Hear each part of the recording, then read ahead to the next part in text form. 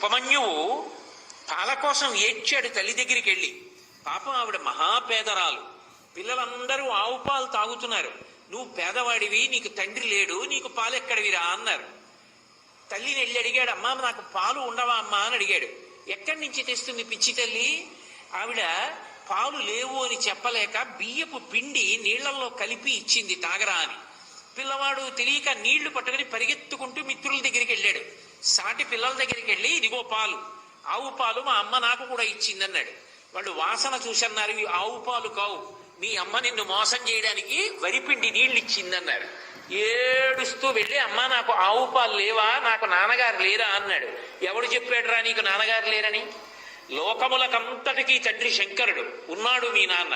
లోకములకంతటికీ తండ్రి శంకరుడు, ఉన్నాడు మీ నాన్న అంది. అయితే ఎలా కనపడతాడన్నాడు. వెళ్ళి తపస్సు చేయి, ఆయన కనపడతాడంది. బాలభక్తి. వెళ్ళి పరమశివుడి గురించి తపస్సు చేశాడు. ఉన్నాడు అని నమ్మి తపస్సు చేశాడు. ప్రత్యక్షం అయ్యాడంతే.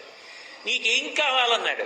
పిల్లవాడు పాపం ఏం తెలుసు, నాకు తాగడానికి ఆవు పాలు కావాలన్నాడు. శంకరుడు నవ్వాడు. ఆవు పాలు ఇవ్వనా? నేను దర్శనమిస్తే నీకు ఇవ్వవలసింది కాసిన ఆవు పాలా? నువ్వు నన్ను అడిగావు కాబట్టి పాల సముద్రాన్ని సృష్టిస్తున్నానని క్షీరసాగరాన్ని సృష్టించాడు ఉపమన్యువు కోసం. ఆయన చెయ్యలేనిది ఏముంది లోకంలో? వాసుకి పేరు చెప్తే హడిలిపోతారు. అంత పెద్ద సర్పం, అంత పెద్ద సర్పాన్ని తీసి మెడలో హేళగా ఆభరణంగా వేసుకున్నాడు.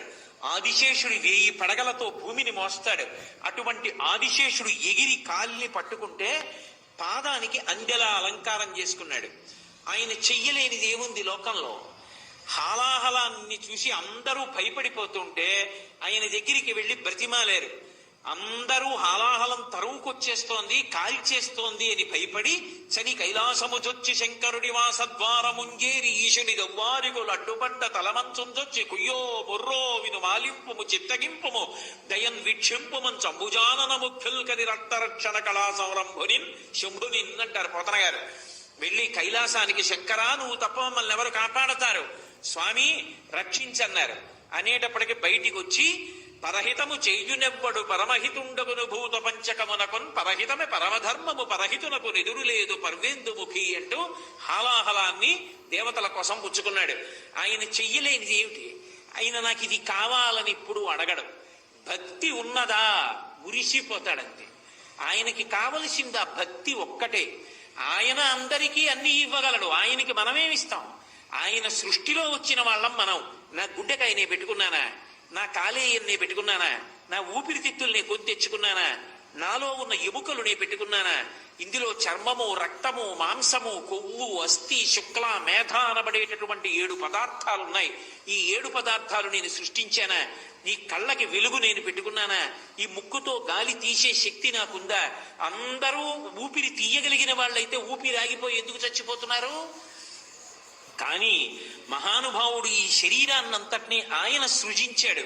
ఒక చెట్టు పంట పండాలి అంటే, మామిడి చెట్టుకి ఎవరు చెప్పారు వసంత ఋతువు వచ్చింది కాయలు కాయి పువ్వులు పుయ్యని?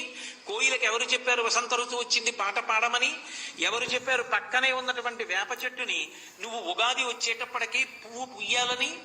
ఆ పక్కనే ఉన్నటువంటి కుంకుడి చెట్టు చేదుగా ఉన్న కుంకుడికాయ కాస్తే పక్కనున్న మల్లెతీగ సాయంకాలం అయ్యేటప్పటికీ మంచి సౌరభంతో పువ్వు పూస్తే పక్కనున్న మామిడి చెట్టు తీయటి మామిడి పండునిస్తే, ఒకే భూమిలో పక్క పక్కనున్నవి ఒకదాన్నొకటి అల్లుకున్నవి, ఏది ఏది పుయ్యాలో ఏది కాయాలో అదే పూస్తోంది, అదే కాస్తోంది. ఎవరి శాసనానికి? అది శంకరుడంటే. అటువంటి మహానుభావుడి యొక్క ఆజ్ఞకి లోబడి లోకంలో అగ్నిహోత్రుడంతటి వాడు ప్రతి ఇంటిలో పాచకుడిగా ఉన్నాడు. అగ్నిహోత్రుడు ఇంత వెలిగితే చాలు, ఆయన తలుచుకున్నాడా దగ్ధం చేసి పారేస్తాడు. ఒకానొకప్పుడు నేను ఉద్యోగంలో కొత్తగా చేరినటువంటి రోజులు 1980-81 ప్రాంతంలో ఒకసారి మంచి మే నెలలో నేను శ్రీశైలం దర్శనానికి వచ్చాను. దర్శనం చేసుకుని కొంత దూరం దిగేటప్పటికీ బస్సు డ్రైవరు చాలా భయపడిపోయాడు. దావానలం అంటేసుకుందండి, మనకి తెలియలేదు, ఇది కార్చిచ్చు అంటారు. అంటే ఎటువైపు నుంచి ఎటువైపుకి వస్తుందో చెప్పలేము. చీకటి పడుతోంది అప్పుడప్పుడే, ఎటు చూసినా అగ్నిహోత్రమే. అది కూడా దూకుతూ వెళ్ళి అడ్డుకుంటుంది. కార్చిచ్చు ప్రబలిపోయిందండి, ఇలా ఉందనుకోలేదు, ఎక్కడో దూరంగా మంట అనుకున్నానో అంటుకుపోయింది అన్నాడు. అది వచ్చేస్తే ఎవరేం చేస్తారు? క్రూర మృగాలు కూడా భయపడిపోయి వచ్చేస్తాయి, కార్చిచ్చు లేని చోటుకు వచ్చేస్తాయి. కానీ అదృష్టం, ఆ కార్చిచ్చు మా బస్సు దగ్గరికి రాలేదు. అదృష్టవశాత్తు మేమందరం లోయ దాటిపోయి కిందకి వెళ్ళిపోయాం. ఒక్కొక్క నాడు అగ్నిహోత్రం ఎక్కడో ఎండుటాకులో ఇంత రగులుకుంటుంది. రగులుకున్న అగ్నిహోత్రం అడవినంతటినీ కాల్చేస్తుంది. కానీ అదే అగ్ని మన ఇంటిలో వెలిగిస్తే మనకి వంట చేసి పెడుతున్నాడు ఆయన కర్మ. ఆయన కర్మ కాలి కాదు, ఎవరి కోసం చేస్తున్నాడో తెలుసా? శంకరుడు ఆజ్ఞాపించాడు. వాళ్ళందరూ అన్నం ఎలా తింటారు? నువ్వు ప్రతి ఇంటిలో వంట బ్రాహ్మణుడవై వంట చెయ్యి అన్నాడు. హవ్యం వహతి దేవానాం కవ్యం కవ్యాసినామపి పాకంచ కురుతే వహ్ని శంకరశైవ శాసనాత్ అని వ్యాసుడు లింగపురాణంలో చెప్పాడు. పరమశివుడు ఆజ్ఞాపించాడు కనుక ప్రతి ఇంటిలో వంట బ్రాహ్మణుడై వంట చేసి పెడుతున్నాడు. పితృదేవతలకి కవ్యం ఇస్తే, స్వధాకారంతో పిలిస్తే అది పట్టికెళ్ళి పితృదేవతలకు అందిస్తున్నాడు. స్వాహాకారంతో యజ్ఞం చేస్తే ఆ హవిస్సుని పట్టికెళ్ళి దేవతలకు అందిస్తున్నాడు. ఈ 3 మహోపకారాలు అగ్ని ఎందుకు చేస్తున్నాడు అంటే, అదిగో శంకరుడి యొక్క శాసనాన్ని అనుసరించి మనందరినీ కాపాడుతున్నాడు. పరమశివుడే అలా ఆజ్ఞాపించి ఉండకపోతే మన బ్రతుకులుంటాయా? ఆయన అంతటి కరుణా సముద్రుడు. ఆయన చెయ్యలేనిది ఏముంటుంది? ఆయన చేష్టితములు చాలా ఆశ్చర్యకరంగా ఉంటాయి. దక్షిణ దేశంలో నందనార్ అని ఒక భక్తుడు.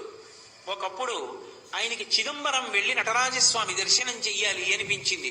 ఆ నటరాజస్వామి చాలా ఆశ్చర్యంగా ఉంటారు. ఒక్కొక్క చోట నటరాజస్వామి వైభవం చూసి తీరాలి. మధురై దేవాలయంలో ఉండేటటువంటి నటరాజస్వామి వారి భంగిమ చూస్తే బహు ఆశ్చర్యకరంగా ఉంటుంది. అన్ని భంగిమల నృత్యం చేస్తాడు.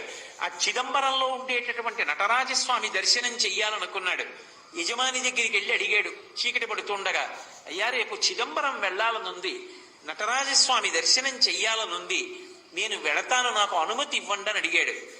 ఆయన మహా ఐశ్వర్యవంతుడు, మంచి మదోన్మత్తుడై ఉన్నాడు. ఎందుకు పంపించాలి పాలేరుని, వీడితో పనిచేయించాలి తప్పనుకున్నాడు. అని అన్నాడు, తప్పకుండా వెళ్ళు అన్నాడు. ఆ ఒక్క మాటే వినపడింది నందనారికి. సంతోషపడిపోయాడు. ఆయన అన్నాడు, ఇవాళ రాత్రి మనకున్నటువంటి 500 ఎకరాల పొలాన్ని నాగలి పట్టి దున్ని, విత్తనాలు చల్లి, పంట పండించేయి, కోత కోసేయి, గడ్డి తీసుకెళ్లి వాము వేసేయి, ధాన్యాన్ని అంతటినీ కూడా దులిపేయి, ధాన్యాన్ని బస్తాలకెత్తేయి, ధాన్యాగారాలకి తీసుకురా, అంతా కూడా శుభ్రంగా సంరక్షణ చేయి, గడ్డివాములు వేసేయి, పంట పొలంలో మళ్ళీ ఎక్కడా ఒక్క గడ్డి పరక లేకుండా తీసేయి, చిదంబరం వెళ్ళిపో అన్నాడు. ఆయనకి ఇవన్నీ వినపడలేదు. ముందు వెళ్ళిపో అన్న మాట వినపడింది. సంతోషపడిపోయాడు. తర్వాత ఇవన్నీ వినపడ్డాయి. అలాగే అన్నాడు. వెళ్ళిపో అన్నాడు కదా అన్న సంతోషం. గబగబా పొలానికి పరిగెత్తుకొచ్చాడు. కటిక చీకటి, రాత్రి 7-8 అవుతోంది. తెల్లవారేటప్పటికి చిదంబరం వెళ్ళాలని కోరిక. రాత్రంతా నడిస్తే కానీ చిదంబరం వెళ్ళలేడు. రాత్రి 500 ఎకరాల పొలాన్ని దున్ని, పంట వేసి, పంట పండించి, నీరు పెట్టి, కోత కోసి, ధాన్యం దులిపి, బస్తాలకెత్తి, గాజల్లో పోసి, గడ్డి తీసుకెళ్లి, వాము వేసి, పొలం శుభ్రం చేసేసి తాను చిదంబరం వెళ్ళాలి. అవుతుందా? ఒక్కనాటికి అవదని అర్థమైపోయింది. అయ్యో, చిదంబరం వెళ్ళమన్నాడన్న ఆనందంలో వచ్చేసానే, ఇప్పుడు నేను ఈ చీకట్లో ఈ పొలం ఎలా దున్నుతాననుకున్నాడు. ఒక్కసారి ఆకాశం ఆయన స్వరూపమేగా, పైకి చూశాడు. శివా నరిచి నిన్ను చూడకుండా ఉండలేనయా అని స్పృహ తప్పి పడిపోయాడు. ఆయన తలుచుకుంటే ఒక్కసారి సంకల్పం చేస్తే పంట పండేస్తుంది. కానీ తన భక్తుడు పడవలసిన కష్టం తాను పడాలనుకున్నాడు. కైలాసంలో కొడుకులిద్దరిని పిలిచాడు. ఒరేయ్ రండి అన్నాడు. విఘ్నేశ్వరుడు, సుబ్రహ్మణ్యుడు, ప్రమదగణాలు, పార్వతీదేవి అందరూ కలిసి భూమి మీదకి వచ్చారు. శంకరుడు స్వయంగా పంచె తీసి పైకి పెట్టి గోచి పోసి కట్టాడు. నాగలి పట్టాడు. ఆయన తలుచుకుంటే ఎంతసేపు భూమి దున్నేశాడు. పార్వతీదేవి విత్తనాలు చల్లింది. విఘ్నేశ్వరుడు కలుపు తీశాడు. సుబ్రహ్మణ్యుడు కోత కోశాడు. పంటంతా పండేసింది. తీసుకెళ్లి ఆ గాదెలో పోసేశారు. గడ్డివాం వేసేశారు. తెల్లవారుతోంది, ఇంకా 2 అవుతోంది. నందుణ్ణి లేపాడు. నందనార్ చిదంబరం వెళ్ళన్నాడు. ఎలా వెళ్ళను, ఎలా పంట అన్నాడు. పండేసింది, చేర్చేశామన్నాడు. నీ యజమానికి చెప్పి వెళ్ళిపో అన్నాడు. గబగబా పరిగెత్తుకుంటూ యజమాని దగ్గరికి వెళ్ళాడు. నువ్వు చెప్పినట్టు పంట పండించానన్నాడు. తెల్లబోయాడు జమీందారు. లేచి వచ్చి చూశాడు. గాదెలో పంట ఉంది, గడ్డివా ఉంది, అన్నీ ఉన్నాయి. అర్థమైంది శివానుగ్రహం అంటే ఏమిటో. నందనార్ కాళ్ల మీద పడ్డాడు. నీ భక్తి నాకు అర్థమైంది నందుడా, వెళ్ళిపో చిదంబరానికి, నేను కూడా మారిపోయాను, ఇక పైన ఇలా ప్రవర్తించనన్నాడు. చిదంబరం వెళ్ళాడు. అర్చకులు ఆయన పట్ల చాలా కఠినంగా ప్రవర్తించారు. అగ్నిలో ప్రవేశించు, నీకు దేవాలయ ప్రవేశం చేయిస్తా ఉన్నారు. అగ్నిహోత్రాన్ని రగలిస్తే శివుడికి నమస్కారం చేసి అగ్నిలోకి వెళ్ళాడు. అగ్నిహోత్రం పుష్పమాలయ్యి ఆయన మెడలో పడింది. శంకరుడి దగ్గరికి వెళ్ళి నటరాజస్వామిని చూస్తూ ఆనందపడిపోయాడు. ఆ సంతోషంలో చూస్తుండగా నందునిలో ఉన్న తేజస్సు వెళ్ళి నటరాజస్వామి ఎందు ఐక్యం అయిపోయింది. కారుణ్యామృతవర్షిణం, ఆయన దయకి హద్దుందా? ఆయన్ని నమ్ముకున్నవాడు పాడవుతాడా? సర్వకాలముల యందు తన భక్తుణ్ణి కాపాడుకుంటూనే ఉంటాడు. అవసరమైతే దెబ్బలు తింటాడు. ఒకప్పుడు తినలా. అర్జునుడు పాశుపతాస్త్రం కోసం వెళ్ళాడు. పాశుపతాస్త్రం ఇచ్చేయడం తేలిక, కానీ పాశుపతాస్త్రం పట్టుకోవాలి అంటే గొప్ప తేజస్సు ఉండాలి. అందుకే తాను అర్జునుణ్ణి కౌగిలించుకోవాలి.